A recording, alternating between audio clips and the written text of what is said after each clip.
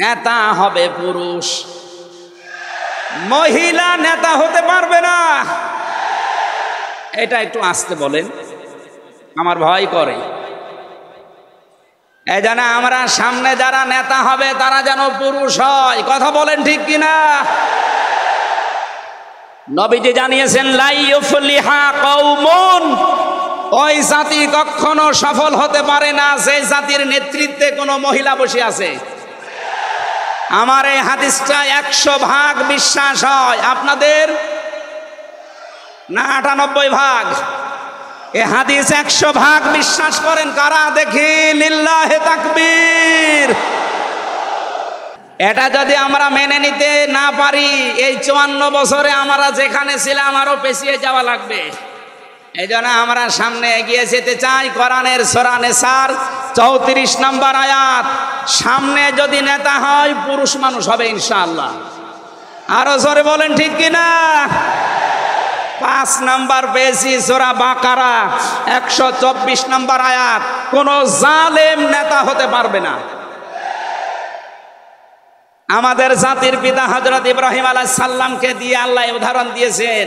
আপনি সূরা বাকারার 124 নম্বর আয়াতটা পড়ে নেবেন। সুতরাং যারা জালেম হবেন সামনে তাদের নেতৃত্বে আসার দরকার নেই, আপনি ভিক্ষা করে খান। এক কথা বলেন না কেন? আমরা অনেককেই দেখতে পাচ্ছি এই যে দ্বিতীয় স্বাধীনতার পর থেকে অনেকেই জুলুম আরম্ভ করেছেন।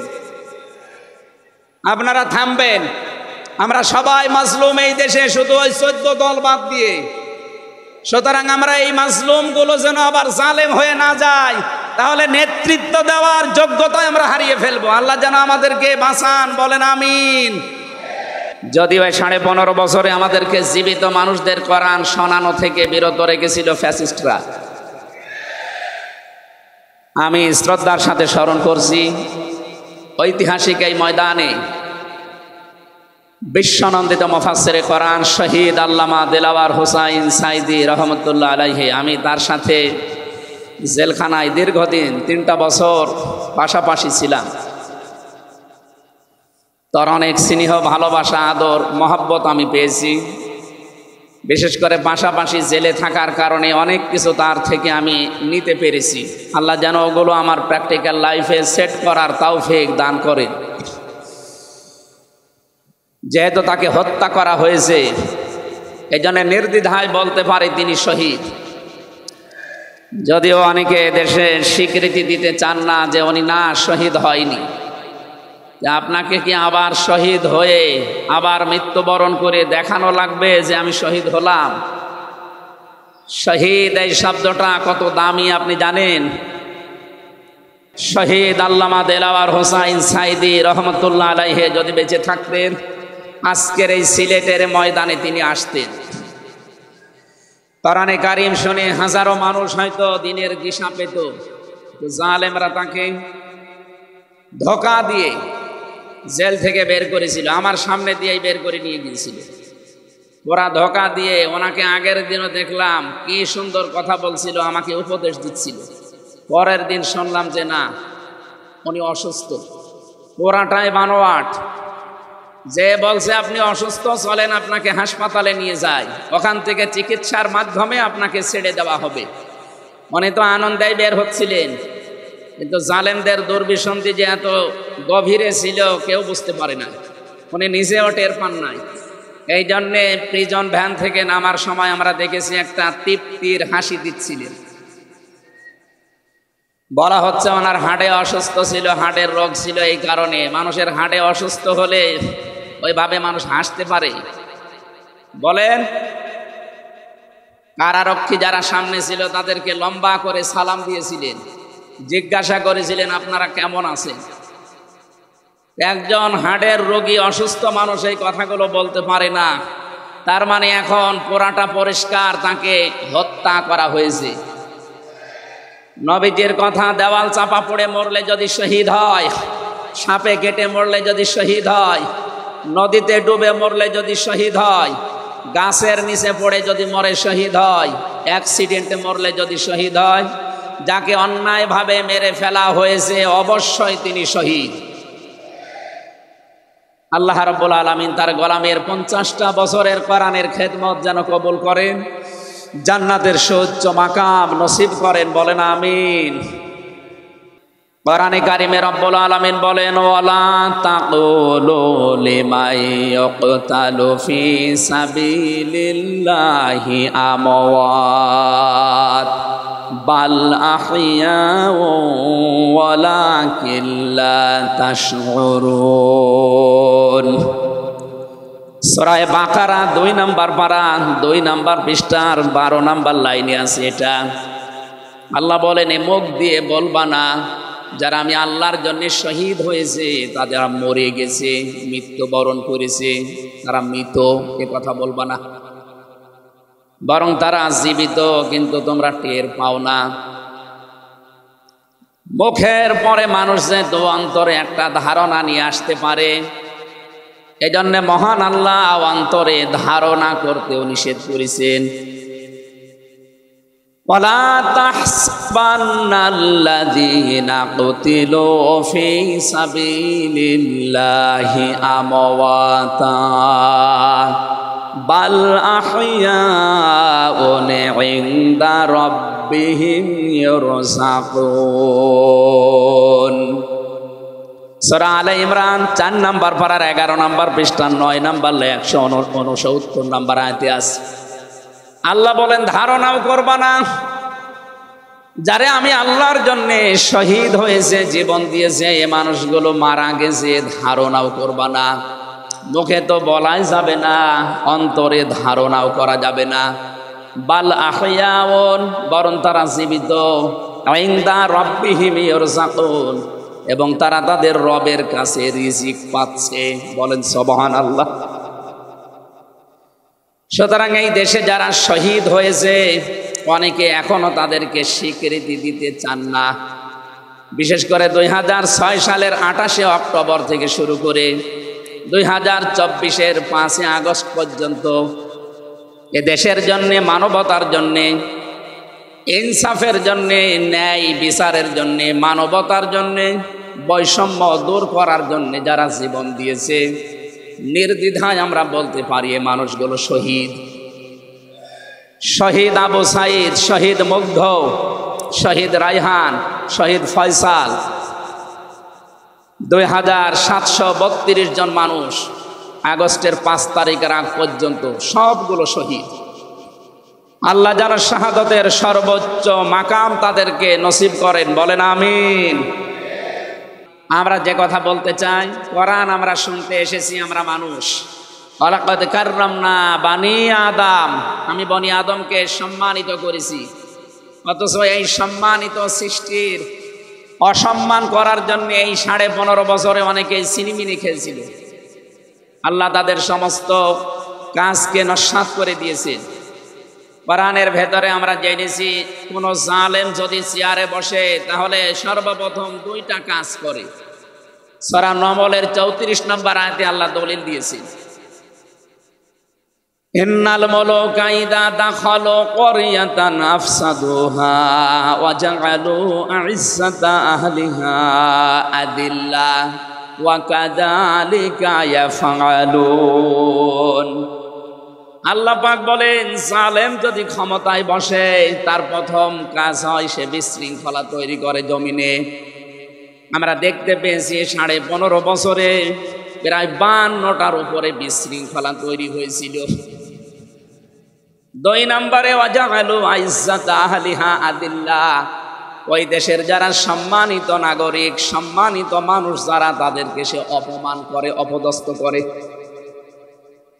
এই দেশের সবচাইতে সম্মানিত মানুষ যারা আমরা দেখতে পেয়েছি তারা আলেম, অথচ এই বাতিলের টার্গেটই ছিল আলেমরা। এখানে সম্মানিত মানুষদের যারা সম্মান করে, অপদস্থ করে, তাদেরকে হেয় প্রতিপন্ন করে, এটা জালেমদের 2 নম্বর কাজ। তার মানে কোরআনের এই আয়াত অনুযায়ী প্রতীয়মান হয় যারা ছিল এরা জালেম। জবান খুলে বলেন এরা কি? স্পষ্ট ভাষায় বলছি, যারা জালেম এরা আল্লাহর মামলার আসামি। কথাটা খুব হালকা মনে হচ্ছে। সূরা শূরা 25 নম্বর পারা 6 নম্বর পৃষ্ঠা 13 নম্বর লাইনের 42 নম্বর আয়াতে আছে, ইন্নামাস সাবিলু আলাল্লাযীনা ইয়াযলিমুনান নাস। আল্লাহ পাক বলেন, অবশ্যই আমি নিজে মামলা দায়ের করব তাদের বিরুদ্ধে যারা মানুষ হয়ে মানুষের উপরে জুলুম করে। আল্লাহ ইয়াজলিমুনাল মুসলিমুনা দেননি, ইয়াজলিমুনান নাস দিয়েছেন। ইয়াজলিমুন শব্দটা মোজারে, আরবি গ্রামার অনুযায়ী এটা বর্তমান, ভবিষ্যৎ, প্রেজেন্ট, ফিউচার, দুইটা কাল নিয়ে শব্দ গঠন করা। তার মানে এখন যারা এ পৃথিবীতে মানুষ হয়ে মানুষের ওপরে জুলুম করছে, ভবিষ্যতেও যারা করবে, তাদের কিছু পরিণতির কথা আমরা কোরআনে জেনেছি। রব্বুল আলামিন জানিয়েছেন সূরা নমলের 52 নম্বর আয়াতে, ফাতিলকা বুয়ুতুহুম খাবিয়াতাম বিমা যালামু। হে নবী, একটু তাকান জালেমদের এই বাড়ির দিকে। এই সেই ঘরগুলো জুলুম করার কারণে ঘর আমি আজ পরিত্যক্ত বানিয়ে দিয়েছি, জনশূন্য করে দিয়েছি, উজাড় গৃহ বানিয়ে দিয়েছি। সিলেটবাসী, আয়াতটা যে কত বাস্তব, যদিও এটা লূত নবী আলাইহিস সালামের উম্মতদেরকে ইশারা দিয়ে আল্লাহ নাজিল করেছিলেন। তা আমার আয়াতটা পড়ার পর, ব্যাখ্যা বিশ্লেষণ দেখার পরে মনে হচ্ছে 2024 সালের 5 আগস্টের বিকাল বেলা আল্লাহ আবার নাজিল করেছেন। আল্লাহ যেন তার কুদরতি আঙ্গুল দিয়ে দেখাচ্ছেন, এই সেই ঘরগুলো খাবিয়াতান, আমি জনশূন্য করে দিয়েছি, পরিত্যক্ত বানিয়ে দিয়েছি, বিমা যালামু, জালেমদের জুলুমের কারণে। এর বাস্তব প্রমাণ আমি কুষ্টিয়ায় হানিফ সাহেবের বাড়িটা দেখতে পেয়েছি। বিকাল 5টা বাজতে বাজতে মানুষ বাড়ি না ইট পর্যন্ত রাখে নাই, পায়খানার প্যান পর্যন্ত খুলে নিয়ে চলে গেছে। এতটুকু আল্লাহ শেষ করেননি, এর পরের শব্দ আমাদের জন্য। আল্লাহ তাআলা জানিয়েছেন বিমা যালামু, জালেমদের জুলুমের কারণে ওই জায়গা পর্যন্ত আল্লাহ অভিশপ্ত বানিয়ে দেয়। বাংলাদেশের 630টা থানা কম বেশি প্রায় জায়গায় আমার যাওয়া হয়ে গেছে। আমি দেখতে পেয়েছি জালেমদের কোনো চিহ্ন অন্তত এ দেশে আর নেই। ফাকতিয়া দাবিরুল কওমিল্লাযিনা যালামু, আল্লাহ বলেন জালেমদের শিকড় কাটা হয়ে গেছে। কতিয়া এটা মজহুল, এর ফাইল বা কর্তা জানা নেই। আল্লাহ বলেন জালেমদের শিকড় কাটা হয়ে গেছে, কে কেটেছে জানা নেই। সারা দেশে জালেমদের বাড়ি ঘরগুলোর দিকে এখন একটু তাকান। আমি তো যেই কয়টার দিকে তাকালাম দেখি মানুষ 8-9 জন 10 জন করে যায়, কেউ এদিকে কেউ এদিকে কেউ এদিকে, সব মনে হচ্ছে জামাতবদ্ধ টয়লেট চলছে। আল্লাহ জালেমদের বাড়ি পর্যন্ত অভিশপ্ত এমনি করে নাই, আমাদেরকে শিক্ষা দিতে চেয়েছেন এটা। এদের এত বড় শিকড় যদি সমূলে আমি উপড়িয়ে ফেলতে পারি, ইন্না ফি যালিকা লাআয়াতাল লিকাউমিন ইয়ালামুন। এখানে লামে তাকিদ আছে, এখানে কত আলেম বসে আছে, শব্দ শুরুই করেছেন আল্লাহ ইন্না দিয়ে, মাঝখানে লামে তাকিদ দিয়েছেন। আল্লাহ পাক বলেন অবশ্যই এর ভেতরে শিক্ষা আছে, কাদের জন্য? যারা জ্ঞানী সম্প্রদায়। সুতরাং এটা যেহেতু রেকর্ড হয়, সারা বাংলাদেশে কালকে ছড়াবে।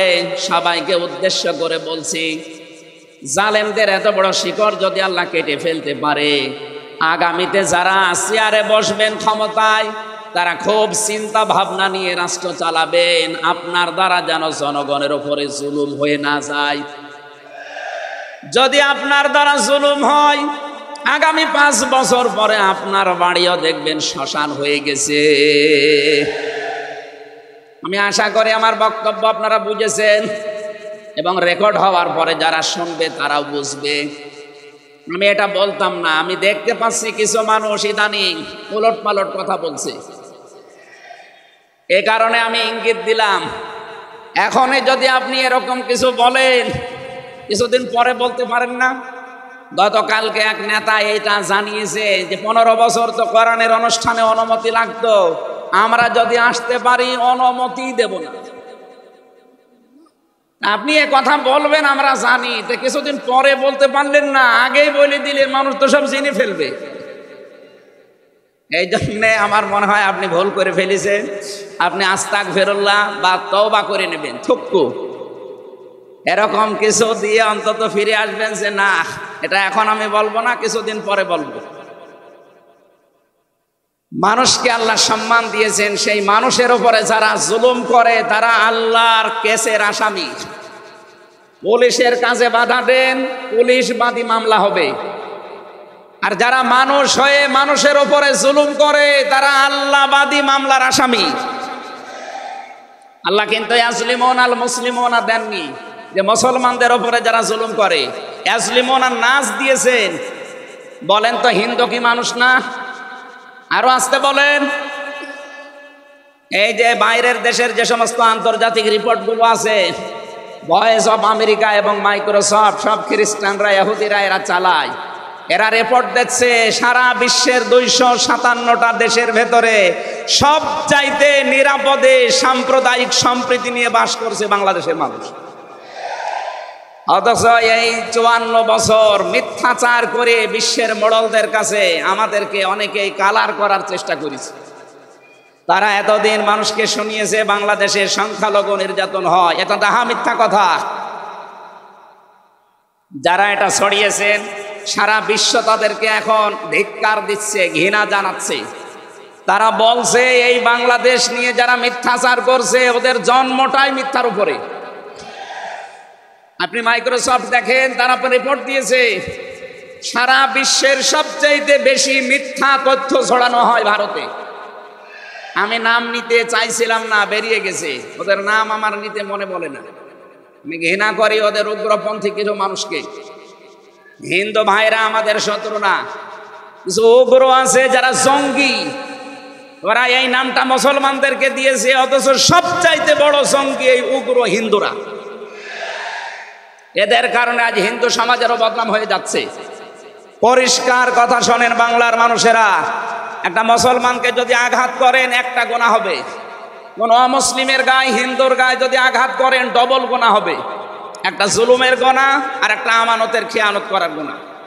তারা আমাদের কাছে আমানত না, কথা বলেন না কেন? অথচ 15.5 বছরে আমরা আমানতের অনেক খেয়ানত করে ফেলেছি। আগামীতে এই খেয়ানত হবে না ইনশাআল্লাহ। বিশ্ব ইসলামী আন্দোলনের সর্বজন শ্রদ্ধাভাজন নেতৃত্বে যিনি আছেন, আপনাদের সিলেট বিভাগের কৃতি সন্তান, উনি অলরেডি জানিয়ে দিয়েছেন এদেশে যদি ইসলাম আসে সবচাইতে বেশি নিরাপদে থাকবে অমুসলিমরা। এই জন্যে গাইবান্ধায় দেখলাম একটা অনুষ্ঠানে, তার আগে একজন হিন্দু পুরোহিত ঠাকুর বক্তব্য দিচ্ছিল যে এই দেশে আগস্টের 5 তারিখের পর থেকে সবচাইতে বেশি নিরাপদে আছি আমরা অন্য ধর্মের লোকেরা। আমরা একথা বিশ্বাস করি, যদি দেশে ইসলাম আসে সবচাইতে বেশি নিরাপদে থাকতে পারবো আমরা। এই জন্য তারাও মনে প্রাণে ইসলাম এদেশে কায়েম হোক এটা চাচ্ছে, বলেন আলহামদুলিল্লাহ। এই জন্য হিন্দুরা আমাদের শত্রু না। আল্লাহ বলেন যারা মানুষ হয়ে মানুষের উপরে জুলুম করে, অত্যাচার করে, এরা আমি আল্লাহর মামলার আসামি। যারা বিশ্বজিৎকে হত্যা করেছেন তিনি আমার সাথে জেলখানায় 3 বছর ছিল, সে ফাঁসির মামলার আসামি। এখন 30 বছর তারা জেল খাটা লাগবে, যাবজ্জীবন জেল হয়ে গেছে। শাওন ছেলেটার নাম, বাড়ি খুলনা, আমাকে মাঝে মাঝে এই তালিকা করার জন্য আসতো, আমাদের রাইটার ছিল। এসে আবার কাছে কান্নাকাটি করে বলতো, হামজা ভাই জীবনে যা ভুল করেছি। এই বিশ্বজিৎ ছেলেটা বারবার আমাকে বলছিল যে কিসের জামাত ইসলাম, কিসের শিবির, ভাই আমি তো মুসলমানই না। আপনার যদি বিশ্বাস না হয় তো আমি কাপড় চোপড় খুলি, তারপরও আমরা তারে মানি নাই। কপের পরে কপ দিয়ে জায়গায় শেষ করে দিয়েছি। এখন এই যে আমার মা বাবা আমার আর পরিচয় দেয় না, এমনকি আমার যাদের কথা মতো এই কাজ করেছিলাম তারাও আর কোনো খোঁজ খবর নেয় না। 30টা বছর এখন আমার জীবন থেকে নষ্ট হয়ে যাচ্ছে। উনি আমাকে জানিয়েছিলেন, এই জন্য আমি বললাম। উনি বলেছে আপনি বাইরে যদি যেতে পারেন জনগণকে সতর্ক করবেন, কেউ যেন কারো উস্কানিতে পা দিয়ে অন্তত জীবনটা নষ্ট করে না ফেলে। এই জন্য এই মেসেজটা পৌঁছালাম। অনেকে উস্কানি কিন্তু দিচ্ছে। আগস্টের 5 তারিখের পর থেকে উস্কানি আরম্ভ হয়েছে বাংলাদেশকে বিশৃঙ্খল করার জন্যে বিভিন্ন কায়দায়। একটাও হালে পানি নেয়নি, এখন আবার অন্য একটা নতুন ফর্মুলা আরম্ভ করেছে, এটাও হালে পানি নেবে না ইনশাআল্লাহ। সুতরাং যারা পালিয়ে গেছে তাদের উস্কানিতে পা দিয়ে যদি এই দেশে কেউ বিশৃঙ্খল পরিবেশ তৈরি করতে চান, একটু গোপালগঞ্জের দিকে আপনি মাঝে মাঝে তাকাবেন। পেছনে কিভাবে লাল করে দিয়েছে প্রশাসন দেখেননি? ওই সময় সন্তান গোপালগঞ্জ থেকে ঢাকায় আসলে, বসে আসলে 300 টাকা, দাঁড়িয়ে আসলে 1000 টাকা। কি অবস্থা করেছিল, এটা দেখেও আপনার শিক্ষা হয় না। এই জন্য আমি সতর্ক করছি, আগামী থেকে আমরা যেন কারো উস্কানিতে পা দিয়ে বিশৃঙ্খল পরিবেশ তৈরি করে দেশটা অন্তত নৈরাজ্যের স্বর্গরাজ্য আমরা তৈরি করে না ফেলি। আল্লাহ যেন আমাদেরকে তৌফিক দেন কথা মেনে নেওয়ার, বলেন আমিন। তাহলে যারা মানুষ হয়ে মানুষের উপরে জুলুম করেছে তারা মামলার আসামি কার? আরো জোরে বলেন কার? বৈষম্য বিরোধী ছাত্র আন্দোলনে যারা 9টা দফা দিয়েছিল, আমি কোরআনে কারিমের সাথে প্রায় 6টা দফা পেয়েছি। সূরা নাহালের 90 নম্বর আয়াতে 6টা আছে, আর বাকি জায়গা থেকে তারা আরো 3টা নিয়েছিল। তারা প্রথম যেটা নিয়েছে ওয়ান জাস্টিস, আমরা ন্যায় বিচার কায়েম করতে চাই, এটা আল্লাহ 1500 বছর আগে জানিয়েছে। সুবহানাল্লাহ বলতে পারেন নাই? আমরাও তো চাই এদেশে ন্যায় বিচার কায়েম হোক, কথা বলেন ঠিক কিনা? আর কোরআনে কারিম ছাড়া ন্যায় বিচার কায়েম করা সম্ভব না। আমান আমিলা বিহি ওজেরা আমান হাকামা বিহি আদালা। যদি কেউ আমল করে কোরআনের, তাকে আল্লাহ পুরস্কার দেবে। কেউ যদি এই কোরআনে কারিম কায়েম করতে পারে, তাহলে সে ন্যায় বিচার কায়েম করতে পারবে। সুতরাং এদেশে যারা শহীদ হয়ে গেলেন জীবন দিয়ে, তাদের যে উদ্দেশ্য যেন সামনে সফল হয়, আমরা সবাই সেই চেষ্টায় থাকব ইনশাআল্লাহ। সতর্ক করছি এ কারণে, 1628 জন মানুষ দায়িত্বে ছিলেন বাংলাদেশে, ডাইরেক্ট ইনডাইরেক্ট মিলে। এরা আমরা যতদূর দেখতে পেয়েছি, আমার জেল জীবনের 3টা বছর ফাঁসির কন্ডেম সেলের ভেতরে আমি দেখেছি বাস্তবতা। এই 1680 এরা জুলুমের সাথে জড়িত। কেউ সরাসরি জালেম, কেউ জালেমের দোসর। কথা বলুন, জালেমরা টার্গেট কার? আরো জোরে। এজন্য আপনারা আল্লাহর মামলার আসামি। বাদী যত বড় হয় মামলা তত কঠিন হয়। আমাদের মামলা, আলেমদের মামলার বাদী সব ছিল সরকার, এই জন্য আলেমদের কোনো জামিন নেই। আমার মামলা 30 বারের উপরে উঠেছে, সিএমএম কোর্ট, জজ কোর্ট, হাইকোর্ট মিলে। জামিন হবে না, কারণ আমার নামের আগে আলেম আছে। আমার নামের আগে যদি লয় দীর্ঘি গ থাকতো, আমি 3 বছর না 3 দিনও আমার জেলে থাকা লাগতো না। আমাকে ধরার পরে তারা অফার দিয়েছিল, যা যা বলতে বলি এইগুলো শুধু বলবেন, কালকে আপনাকে আমরা ছেড়ে দেব না। এত মিথ্যা কথা বলা আমার দ্বারা সম্ভব না। তাহলে যান, এই যে দিয়ে দিল, ন্যায় বিচার কায়েম হচ্ছে দেশে, এই কথা তারা মানুষকে শোনাতো। পুরাটাই চলেছে 15.5 বছরে, পুরা অবিচার আর অন্যায়। এই জন্য যারা আল্লাহর মামলার আসামি, আপনি ভাবতে পারেন বিষয়টা কত বড় বিষয়। আল্লাহ নিজে মামলার বাদী, নিজে বিচারপতি, নিজে রায় দেবেন। এই জন্য জালেমদের একুলো শেষ, ওকুলো শেষ। মানুষ হিসাবে আমরা মানুষকে সামনে সম্মান দিয়ে চলবো ইনশাআল্লাহ। দরুদ আর সালাম পড়ছি আমাদের নবী, মানবতার মহান শিক্ষক মুহাম্মদুর রাসূলুল্লাহ সাল্লাল্লাহু আলাইহি ওয়াসাল্লামের প্রতি। বিশ্ব নবীকে আল্লাহ পড়া কোরআন শরীফে, এই যে কোরআনের যে আয়াত পড়লাম আমরা, সূরা বাকারার 208 নম্বর আয়াত আমরা তেলাওয়াত করেছি। এ কোরআনে কারিম পড়তে হলে প্রতিটি অক্ষর, 29টা অক্ষর আমরা আছে জানি আরবি, প্রতিটি অক্ষর দিয়ে নবীজিকে আল্লাহ ডাক দিয়েছেন একটা সুন্দর এবং উত্তম নাম নিয়ে। বিশ্ব নবীকে আল্লাহ আলিফ দিয়ে জানিয়েছেন আহমদ, তিনি প্রশংসিত। বা দিয়ে আল্লাহ জানিয়েছেন আমার নবী বাশীর, তিনি সুসংবাদদাতা। তা দিয়ে আল্লাহ জানিয়েছেন আমার নবী মুত্তাকি, তিনি পরহেজগার। সা দিয়ে আল্লাহ পাক জানিয়েছেন আমার নবী মুদ্দাসসির, তিনি কম্বলওয়ালা। জিম দিয়ে আল্লাহ জানিয়েছেন আমার নবী জামিল, সুন্দর। হা দিয়ে আল্লাহ জানিয়েছেন আমার নবী হামিম, অন্তরঙ্গ বন্ধু। খ দিয়ে আল্লাহ জানিয়েছেন আমার নবী খাতামান নাবিয়্যিন, শেষ নবী। এভাবে বলতে বলতে সর্বশেষ অক্ষরে যে দেখবেন ইয়া, আল্লাহ জানিয়েছেন ইয়াসিন। বলেন আল্লাহু আকবার। তাফসিরে কাবীর আল্লামা ফখরুদ্দীন রাজি রহমতুল্লাহ আলাইহি এই সিন শব্দের তিনি 5টা ব্যাখ্যা দিয়েছেন। তিনি লিখেছেন সিন মানে সাজ্জিদুল আলামিন, সিন মানে সাজ্জিদুল বাশার, সিন মানে সাজ্জিদুল কাউনাইন, সিন মানে সাজ্জিদুল আম্বিয়া, সিন মানে সাজ্জিদুল মুরসালিন। এক একটা শব্দের ভেতরে হাজার হাজার কথা তিনি দিয়েছেন। আমি একটা বলছি, সিন মানে সাজ্জিদুল আলামিন, শুধু আলম না, আলামিন বহু বচন। এই পৃথিবীতে 257টা রাষ্ট্র আছে। যত জগৎ আল্লাহ বানিয়েছেন, আপনি যে জগতে বাস করেন না কেন, মুহাম্মদ রাসূলুল্লাহকে আপনাকে নেতা মানা লাগবে, আদর্শ মানা লাগবে। কারণ আল্লাহর ঘোষণা দেওয়া নেতা একজন। আল্লাহ পৃথিবীর অন্য কাউকে হে নেতা এ শব্দ বলেননি, শুধু আমাদের নবী, আপনার নবী মুহাম্মদ রাসূলুল্লাহকে জানিয়েছেন ইয়াসিন, হে নেতা। আয়াতের তাফসিরে আমি আরেকটা আয়াত পেয়েছি, সূরা হুদ 12 নম্বর পারা 12 নম্বর পৃষ্ঠার 1ম নম্বর লাইনের 98 নম্বর আয়াত। এটা তাফসিরে ফি জিলালিল কোরআনে পাবেন। আমি সামারাইজ করে বলছি, যদিও ফেরাউন সম্পর্কে এটা নাযিল হয়েছে। সাইয়্যিদ কুতুব রহমাতুল্লাহ আলাইহি তাফসীর করতে গিয়ে তিনি লিখেছেন, যেই নেতা জাহান্নামে যাবে কিয়ামতে, ওই দলের নেতার যত অনুসারী আছে, যত মানুষ তাকে অনুসরণ করত, সব অনুসারীরা তার সাথে জাহান্নামে যাবে। এটা বাংলাদেশের সাথে খুব দরকার, এজন্য আমি সতর্ক করলাম। আপনার বিবেকের কাছে প্রশ্ন করে এটা নেতা নির্বাচন করবেন, এটা দুনিয়ার বিষয় হলে আমি বলতাম না, এটা আখিরাতের সাথে রিলেটেড।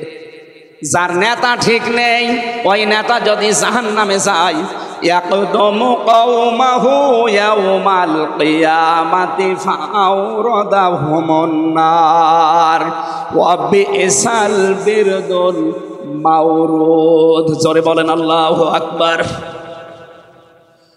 সিলেটবাসী, সারা বাংলাদেশ এখন আমার সামনে, এই যে দেখতে পাচ্ছেন না, সারা বাংলাদেশে ছড়াইয়া যাচ্ছে। যাদের নেতা ঠিক নেই, আদর্শ ঠিক নেই, এক্ষুনি আপনি তওবা করে ঠিক করবেন। সত্যি বলছি, যাদের নেতা ঠিক নেই, ওই নেতা যদি জাহান্নামে যায়, আল্লাহর কসম আপনাকে ওর সাথে জাহান্নামে যাওয়া লাগবে। নেতৃত্ব দেওয়ার জন্য গুণ বললাম কয়টা? বলেন বলেন। আপনি সূরা বাকারার 247 নম্বর আয়াতটা দেখবেন। ক্বালা ইন্নাল্লাহা আসতাফাহু আলাইকুম ওয়া যাদাহু বাসতান ফিল ইলমি ওয়াল জিসম ইলা আখির আয়া। আল্লাহ নিজে জানিয়েছেন, এই পৃথিবীতে কেউ যদি নেতৃত্ব দিতে চায়, তার 1ম নম্বরে জ্ঞান লাগবে। জোরে বলেন, কি লাগবে? আপনি যাকে মেনে চলেন, যার না নেতৃত্ব মানেন, বলেন তো সে জ্ঞানী আপনার দৃষ্টিতে মনে হয়? যে লোকটা এ কথা বলতে পারে ঈদুল ফিতরের জানাজার নামাজ আগামীকাল অনুষ্ঠিত হবে, ওর জ্ঞান কেমন আপনি টের পাচ্ছেন না? এই কথা বলে না কেন? এই জন্য নেতৃত্বের সামনে কেউ দিতে চাইলে তাকে জ্ঞানী হওয়া লাগবে, আসমানের জ্ঞানী হওয়া লাগবে। যাবতীয় জ্ঞান, জাগতিক জ্ঞান তো লাগবেই, মাস্ট বি। এইটার জ্ঞান লাগবে। কোনটার বলেন? 2 নম্বরই আমি বেশি নেতা হওয়ার জন্য লাগবে। কেউ যদি সীমা লঙ্ঘন করে, কথাবার্তায় কাজে কামে, সে নেতৃত্ব দেওয়ার যোগ্যতা হারিয়ে ফেলে। এটা সূরা শুআরার 152 নম্বর আয়াতে পাবেন।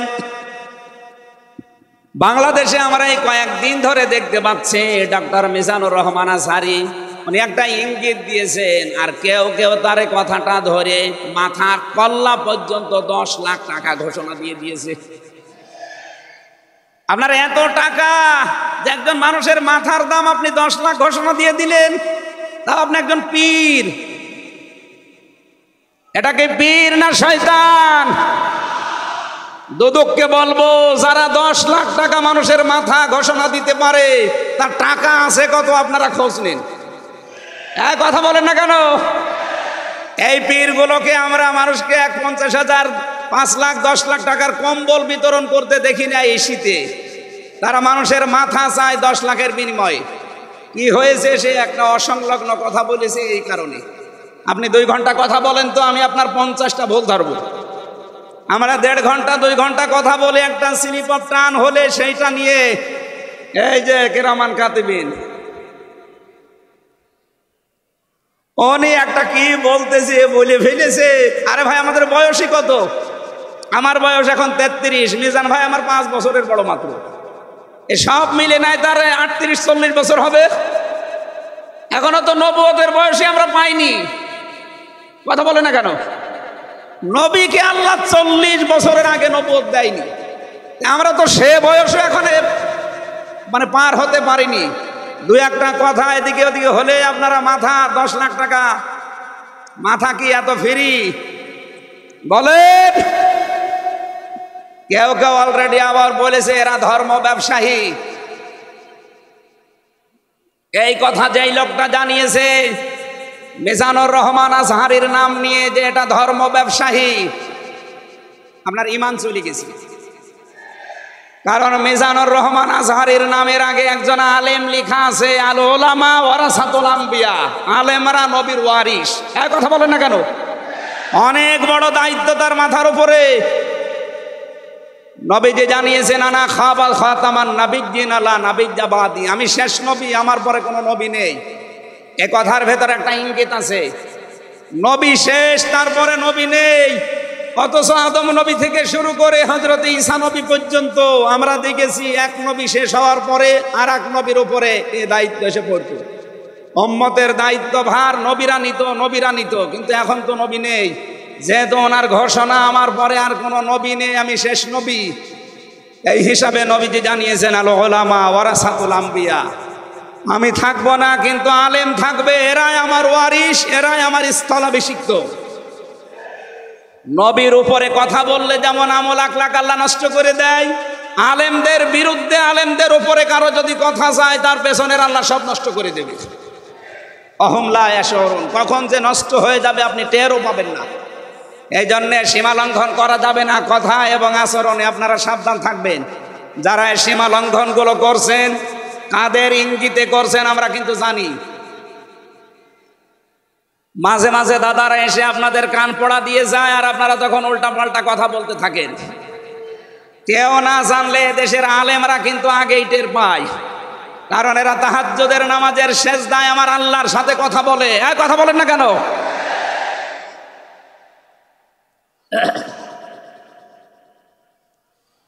ঠিক আছে, এই জন্য যারাই যা কথা বলবে না কেন, কারো কান পড়ায় কান দিয়ে সীমা লঙ্ঘন করবেন না। আমি আশা করি কি বোঝাতে চাই আপনি বুঝেছেন। নেতৃত্ব দিতে হলে সীমার ভেতরে থাকবেন। 3 নম্বরে আমি পেয়েছি সূরা কাহফের 28 নম্বর আয়াতে যে গাফেল হওয়া যাবে না যারা নেতা হবে। অথচ এই দেশে আমরা দেখি এই 54-53 বছরে যারা নেতৃত্ব দিয়েছে অধিকাংশগুলোই গাফেল। আল্লাহর এই কোরআন সম্পর্কে তারা গাফেল, মানবতার সম্পর্কে তারা গাফেল ছিল। 4 নাম্বারটাই বেশি সূরা নিসা, এইটা আমার মনে হয় না বলাই ভালো। না, এইটা বললে সমস্যা আছে। আমি শুধু আয়াত বলে দিচ্ছি, বাড়ি যে মিলান আমি বাংলাও বলবো না। সূরা নিসা 5 নাম্বার পারার 2 নাম্বার পৃষ্ঠার 11 নাম্বার লাইনের 34 নাম্বার আয়াত। আল্লাহ রাব্বুল আলামিন, বাংলা বলবো, আর রিজালু কাওয়ামুনা আলান নিসা, নেতা হবে পুরুষ, মহিলা নেতা হতে পারবে না। এটা একটু আস্তে বলেন। আমার ভয় করে। এই জন্য আমরা সামনে যারা নেতা হবে তারা যেন পুরুষ হয়। কথা বলেন ঠিক কিনা? নবীজি জানিয়েছেন লা ইউফলিহা কওমুন, ওই জাতি কখনো সফল হতে পারে না যে জাতির নেতৃত্বে কোনো মহিলা বসে আছে। আমার এই হাদিসটা 100% বিশ্বাস হয়। আপনাদের না 98%? এ হাদিস 100% বিশ্বাস করেন কারা? দেখি লিল্লাহে তাকবীর। এই দেখেন তো, হাত তোলেনি কে? আলহামদুলিল্লাহ। ঠিক আছে, বসেন বসেন বসেন, তাফসীর মাহফিলে বসেন।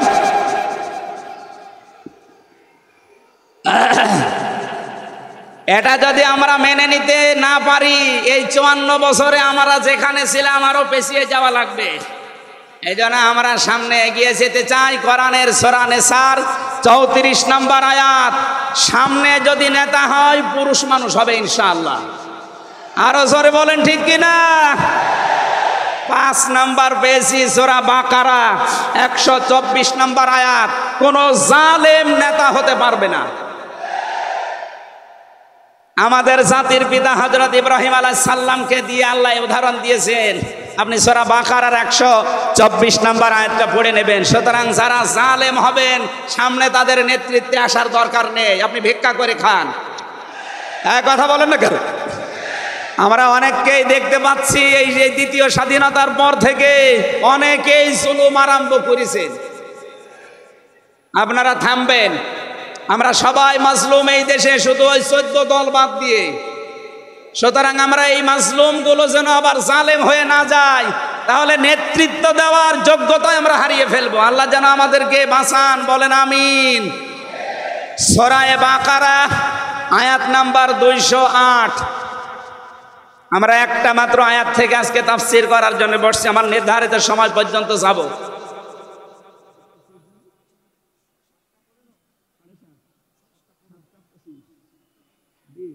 ঠিক আছে,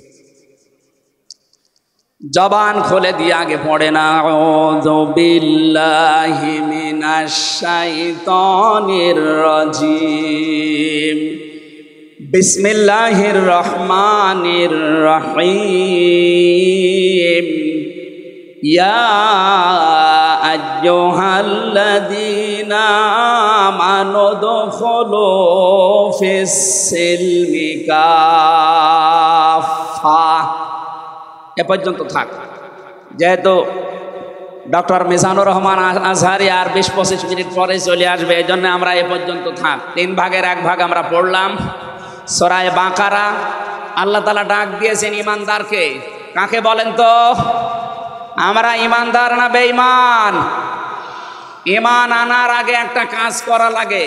আল্লাহর ঘোষণা, ফামাই ইয়াকফুর বিত-তাগুত ওয়া ইউমিন বিল্লাহ। কেউ যদি ঈমান আনতে চায় তার প্রথম কাজ হবে সে যেন তাগুত ছেড়ে দেয়। এদিকে কি মানুষের চাপে, মানুষের চাপে এগুলো হচ্ছে নাকি? আপনারা একটু ধৈর্য ধরেন। আসলে এনাদের তো আর জায়গা নেই, আর কোথায় পাবে জায়গা? এখানে শুনলাম আসার আগে 8 থেকে 10 লাখ মানুষের ওনারা ব্যবস্থা করেছে। এরপরও বাইরে যে অবস্থা দেখলাম, কমপক্ষে 15 থেকে 16 লাখ মানুষ আজকে এই সিলেটের ময়দানে এসেছে কোরআন শোনার জন্য। আলহামদুলিল্লাহ। সম্মানিত ভাইরা, আমরা যেটা বলতে চাচ্ছি, ঈমান আনার আগে আল্লাহর নির্দেশ যে তাগুত ছেড়ে দাও, তাহলে ফাকাদ ইসতামসাকা বিল উরওয়াতিল ওয়াসকা, এমন একটা মজবুত রশি ধারণ করতে পারবা, লাং ফিসামা লাহা, যা ছিঁড়ে যাবে না। এ বাংলাদেশ সহ বিশ্বে আমরা যারা ঈমানের দাবি করি, অনেকে তাগুত ছেড়ে না দিয়ে ঈমান এনেছি। এজন্য বিপদ আসলে ঈমান আর টেকে না। পক্ষান্তরে যারা তাগুত ছেড়ে দিয়ে ঈমানের দাবি করতে পেরেছে, এই মানুষগুলোর ঈমানের যত পরীক্ষা হয় তাদের ঈমান তত মজবুত হয়। শহীদ আল্লামা দেলাওয়ার হোসেন সাঈদী তার 1 নম্বরে প্রমাণ। কথা বলেন না কেন? 13টা বছর জীবনে একটা ঘরে কাটিয়েছে, তারপরও তিনি মাথা নত করেন নাই। কারণ তাগুত ছেড়ে দিয়ে ঈমান এনেছিলেন। তাগুত ছেড়ে না দিয়ে যদি ঈমান আনতেন তিনি টিকে থাকতে পারতেন না। আমি বহু মানুষ জেলে দেখেছি, বহু আলেমকে দেখেছি, তারা টিকে থাকতে পারে না, আল্লাহকে পর্যন্ত দোষারোপ করে। ডক্টর শফিকুল ইসলাম মাসুদ, দেলাওয়ার হোসেন শিবিরের সাবেক সভাপতি, নাম নিয়ে বলছি এই কারণে, এই মানুষগুলো ঈমান এনেছিল তাগুত ছেড়ে দিয়ে। দেলাওয়ার ভাইকে তার গরম করে লজ্জাস্থানে ঢুকিয়েছে, পুরুষাঙ্গ নষ্ট করে দিয়েছে। 57 দিন লোকটা রিমান্ডে ছিল, তারপরও টলাতে পারে না জালেমরা। কিন্তু যারা ঈমান এনেছে তাগুতের সাথে মিল মহাব্বত রেখে, আপনি তাকান আগস্টের 5 তারিখের পরে তারা অনেকেই বেঈমান হয়ে গেছে। জাতীয় মসজিদের সাবেক ইমাম, কথা বলে না কেন, 5 তারিখের পরে পালিয়েছে, পৃথিবীর ইতিহাস পাল্টিয়ে দিয়েছে। জাতীয় মসজিদের ইমাম পালিয়ে যায়, এটা একটা লজ্জা না? এমপিরা নাই পালিয়ে গেল, আপনি কেন পালাবেন? কিছুদিন পরে জোর করে এসেছিল ইমামতি আবার করব, জনগণ জুতা দিয়ে পিটিয়েছে। পরের দিন স্ট্যাটাস দিয়েছে, জনগণ জুতা দিয়ে পিটিয়েছে তাই কি আমার গায়ে লাগেনি। মানুষ কত নিচে নামতে পারে। আর বাবা তো একজন ভালো মানুষ ছিল, একজন আলেম ছিল, কি এসেছে আল্লাহ জানে। একটা জালেমাকে সে নাম দিয়েছে কওমি জননী। এই নামটা যেই দিন দেয় সেদিন জেলখানায় ওনার নামে বদদোয়া হয়েছে। মাওলানা মামুনুল হক সহ যত আলেম ছিল আমরা এক জায়গায়, ওনারা বলছিল যে করল কি। হেফাজত ইসলামের 13 সালে এতগুলো মানুষ হত্যাকারী যার হাতে রক্ত লেগে আছে, আর সেই লোকটাকে নাম দিয়ে দিল কওমি জননী। আমাদের মাথা কাটা গেল। এরকম হাজারো আলেম, হাজারো পীর, হাজারো মুসলমানের দেশে ঈমান রাখতে পারে নাই, কারণ তাগুতের সাথে সম্পর্ক রেখে ঈমানের দাবি করবে। আল্লাহ বলেন ঈমান আনতে হলে আগে তাগুত ছেড়ে দাও, এরপরে ঈমানের দাবি করো। উদখুলু ফিস সিলমি কাফা, ঈমানদার যারা তারা প্রবেশ করো পুরাপুরি ভাবে ইসলামে। এখানে সিলমন বা সালমন, সিনের উপরে জবর দিলে হয় সালমন মানে শান্তি, সিনের নিচে জের দিলে হয় সিলমন মানে ইসলাম। আল্লাহ রাব্বুল আলামিন ঈমানদারকে ডাক দিয়ে জানিয়েছে তোমরা প্রবেশ করো। যেহেতু সিলমনটা আছে এই জন্য ইসলাম নেওয়া লাগবে। আমি যতগুলো তাফসীর বিশ্ববিদ্যালয়ে থাকাকালীন মিলিয়েছিলাম এই সিলমন দিয়ে।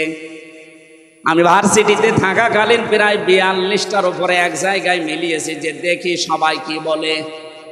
প্রত্যেক মুফাসসির এখানে শান্তি না, এখানে নিয়েছেন তারা ইসলাম অর্থে তোমরা পুরাপুরি ইসলামে প্রবেশ করো। এখন আমরা যদি প্রশ্ন করি পুরাপুরি ইসলামে প্রবেশ করার অর্থ কি, কোরআন শরীফ থেকে আমরা ব্যাখ্যা বিশ্লেষণ দিয়েছি যে 5টা বিষয় যখন দেখবেন আপনার ভেতরে আছে, তখন বুঝবেন আমি পুরাপুরি ইসলামে প্রবেশ করেছি। জোরে বলেন সুবহানাল্লাহ। আমি তাফসীর থেকে যে নোটগুলো নিয়ে এসেছি তার 1 নম্বরে আপনি যখন দেখবেন যে আপনি আত্মসমর্পণ করে ফেলেছেন, 2 নম্বরে আপনার ভেতরে ইখলাস তৈরি হয়েছে, 3 নম্বরে আপনার বিশুদ্ধ আকীদা তৈরি হয়ে গেছে, 4 নম্বরে আপনার চরিত্র উন্নত হয়েছে, 5 নম্বরে আপনার লেনদেনে স্বচ্ছতা এসেছে। এই 5টা কাজ যখন আপনি দেখবেন তখন মনে করবেন যে আমি ইসলামে পরিপূর্ণ প্রবেশ করেছি। এখন বলেন তো আপনার কি 5টা কাজ পরিপূর্ণ হচ্ছে? আত্মসমর্পণ 1 নম্বরে আপনাকে করা লাগবে আমার আল্লাহর সামনে। কার সামনে? এটা দেখিয়েছেন আমাদের জাতির পিতা হযরত ইব্রাহিম। ইদ ক্বালা লাহু রাব্বুহু আসলিম ক্বালা আসলামতু লিরাব্বিল আলামিন। সূরা বাকারা 1 নম্বর পারা 19 নম্বর পৃষ্ঠা 7 নম্বর লাইনের 131 নম্বর আয়াতে আছে। এটা ইবনে কাসিরে পাবেন। আল্লাহ পাক বলেন আত্মসমর্পণ করো। উনি গাছের মাথায় বসে কুড়াল দিয়ে কাঠ কাটছিলেন, ডাক দিয়ে বলে মাবুদ এখানে বসে আত্মসমর্পণ করব কি করে? আল্লাহ পাক বলেন আত্মসমর্পণ এখানে খাতনা করে আত্মসমর্পণ করো। গাছের মাথায় তিনি কোড়াল দিয়ে খাতনা করে বললেন আমি মহাবিশ্বের প্রতিপালকের কাছে আত্মসমর্পণ করলাম, স্যালেন্ডার করলাম। এতটুকু তিনি শেষ করেননি, তিনি ডাক দিয়েছিলেন ইন্তেকালের আগে তার সন্তানদেরকে, ووصى بها إبراهيم بنيه ويعقوب يا بني إن الله اصطفى لكم الدين فلا تموتن إلا وأنتم مسلمون হযরত ইব্রাহিম আলাইহিস সালাম এবং ইয়াকুব এই দুইজন নবী ইন্তেকালের আগে তার সন্তানকে যা ডাকলেন, হে আমার কলিজার টুকরার সন্তানেরা, ইন্নাল্লাহ আস্তাফা, অবশ্যই আল্লাহ তোমাদের জন্য মনোনীত করেছেন লাকুমুদ্দিন, একটা দিনকে, ফালা তামুতুন্না ইল্লা ওয়া আনতুম মুসলিমুন, মৃত্যুবরণ করবা না যতক্ষণ মুসলমান হতে না পারো। এবার আসেন তো, ইব্রাহিম আমাদের জাতির পিতা, হযরত ইয়াকুব আলাইহিস সালাম তাদের সন্তানদেরকে ইন্তেকালের আগে নসিহত করলেন যে তোমাদের জন্য আল্লাহ একটা দিন মনোনীত করেছেন। কি মনোনীত করেছেন? দিন কি? রাতের পরে যেটা আসবে ওই দিন। বলেন বলেন। কবরে গুরুত্বপূর্ণ যে প্রশ্নগুলো তার ভেতরে এটা একটা, মা দীনুকা, দিন কি? এটা যদি আপনি ক্লিয়ার হতে না পারেন, কবরে যে প্রশ্নের জবাব দিতে পারবেন না। এজন্য এই বিষয়টা নিয়ে বিস্তারিত আমাদের জানা শোনা দরকার। দিন বলতে আল্লাহ নিজেই আবার ব্যাখ্যা দিয়েছেন, দিন কি জানো? ইব্রাহিম নবী যেটা, ইয়াকুব নবী যেটা তার সন্তানদেরকে বারবার ওসিয়ত করছিল ইন্তেকালের আগে, আল্লাহ তোমাদের জন্য একটা দিনকে মনোনীত করেছেন। সেই দিন হচ্ছে ইসলাম। জোরে বলেন সুবহানাল্লাহ। ইন্নাদ-দীনা ইনদাল্লাহিল ইসলাম, অবশ্যই আমি আল্লাহর কাছে মনোনীত একটাই দিন আছে, তার নাম, আরো জোরে বলেন। এখন পৃথিবীতে প্রায় 4,500-এর উপরে ধর্ম আছে, দিন আছে। 4,500 ধর্মের কোন দিনের উপরে, ধর্মের উপরে আমার আল্লাহ রাজি নেই, খুশি নেই, তিনি পছন্দ করেন না। একটাই মাত্র দিনকে তিনি মনোনীত করেছেন, পছন্দ করেন, তার নাম ইসলাম। ওয়ামান ইয়াবতাগি গায়রাল ইসলামি দীনান ফালা ইউকবালা মিনহু ওয়া হুয়া ফিল আখিরাতি মিনাল খাসিরিন। সূরা আলে ইমরান 3 নম্বর পারা 20 নম্বর পৃষ্ঠা 4 নম্বর লাইনের 85 নম্বর আয়াতে আছে, যে পৃথিবীতে কেউ যদি ইসলাম বাদ দিয়ে অন্য কোন নিয়ম নীতি, অন্য কোন দিন অনুসরণ করে, ফালা ইউকবালা মিন, জীবনে আর কোনো কিছু আল্লাহর দরবারে কবুল হচ্ছে না, হবে না। ইউকবালা এটা মোজারে, বর্তমান, ভবিষ্যৎ, প্রেজেন্ট, ফিউচার। এর আগে লান এসেছে, মজারের আগে লান আসলে আরবিতে বাংলা অর্থ দাঁড়ায় জীবনেও হবে না, পশ্চিমকালও সম্ভব না। আল্লাহ যদি গ্যারান্টি দিয়ে বলে ইসলাম বাদে অন্য কোন নিয়ম নীতি দিয়ে অন্য কোন ধর্ম পালন করলে আমি আল্লাহ রাজি হব না, কেউ রাজি করাতে পারবে? এতটুকু আল্লাহ শেষ করেননি, পরেরটা আরো কঠিন। অহুয়া ফিল আখিরাতি মিনাল খাসিরিন, আল্লাহ পাক বলেন ওই লোকটা সবচাইতে বড় ক্ষতিগ্রস্ত হবে আখিরাতে। বলেন নাউজুবিল্লাহ। সিলেটবাসী আমাদের জীবন এদিকে ওদিকে করে হয়তো কেটে যাবে, কিন্তু মরণের পর আমরা যদি ক্ষতিগ্রস্ত হয়ে যাই, এই আসল জীবনে যদি আমাদের নষ্ট হয়ে যায়, তাহলে আমরা এই ভুল পথে থেকে আমাদের জীবনটা নষ্ট করব কোন কারণে? যত নিয়ম নীতি আছে আজকে থেকে সব মাইনাস করবেন, সব বাদ দিয়ে দেবেন। ইসলাম বাদ দিয়ে কোনো নিয়ম নীতি দিয়ে আল্লাহকে রাজি করানো যাবে? তাহলে ইসলাম বাদ দিয়ে বিয়ে শাদী হবে? বলেন বলেন। ইসলাম বাদ দিয়ে পরিবার নীতি হবে? ইসলাম বাদ দিয়ে রাজনীতি হবে? এটা হতে পারে। হ্যাঁ, কিছু মানুষ এখন কথায় আরম্ভ করেছে যে উঠলে আপনি রাজনীতির কথা বলেন। আরে ভাই, রাজনীতি যদি কোরআনে না থাকতো আমি ওই আয়াতটাই পড়তাম না। এর ভেতরে নামাজের কথা মাত্র 82 জায়গায় আছে। কয় জায়গায়? বলেন বলেন। রোজা রাখা ফরজ মাত্র 1 জায়গায় আছে। হজ করা ফরজ মাত্র 1 জায়গায় আছে। আর রাজনীতি কোরআন দিয়ে করা লাগবে এটা 903 জায়গায় আছে। সুবহানাল্লাহ বলতে পারেন না? কোরআন শরীফ আমি যতটুকু পড়েছি আমার এতটুকু আয়ত্ত হয়েছে। নামাজের চাইতে, হজের চাইতে, যাকাতের চাইতে সব চাইতে বেশি আলোচনা দিয়েছেন আল্লাহ রাজনৈতিক বিষয়ে। সেইটা যদি আমি বলতে না পারে আমি কি রামায়ণ থেকে, গীতা থেকে আপনাদের আলোচনা শোনাবো?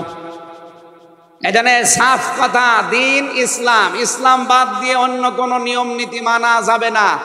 আমি সেদিন যশোরে এক কলেজের অধ্যাপককে, বিসিএস ক্যাডার উনি, ওনাকে বলেছিলাম আপনাকে জোর করি না স্যার, আপনি শুধু আমার ধর্মীয় গ্রন্থ এই কোরআনে কারিম একটু বুঝে বুঝে পড়েন। 3 মাস সময় দিলাম আপনাকে। 3 মাস পরে, যেহেতু জ্ঞানী মানুষ, 3 মাসের পরে দেখি মুসলমান হয়ে গেছে। এজন্য অন্য ধর্মের যারা আছেন রেকর্ড হচ্ছে, আপনাদেরকে আমরা জোর করব না, আমাদের ধর্মে জোর নেই। লা ইকরাহা ফিদ্দিন, আমাদের ধর্মে জোর আছে, জবরদস্তি নেই, জোর নেই। এই জন্যেই তো 850 বছর এই এলাকা মুসলমানরা শাসন করেছে, একটাও মন্দির ভাঙে নাই। অথচ আমরা আমাদের প্রতিবেশী রাষ্ট্রে দেখতে পাচ্ছি এরা অনেকগুলো মসজিদ অলরেডি ভেঙে দিয়েছে, ধোয়া ধোয়া তুলে। ওরা বলছে 500 বছর আগে এখানে নাকি মন্দির ছিল।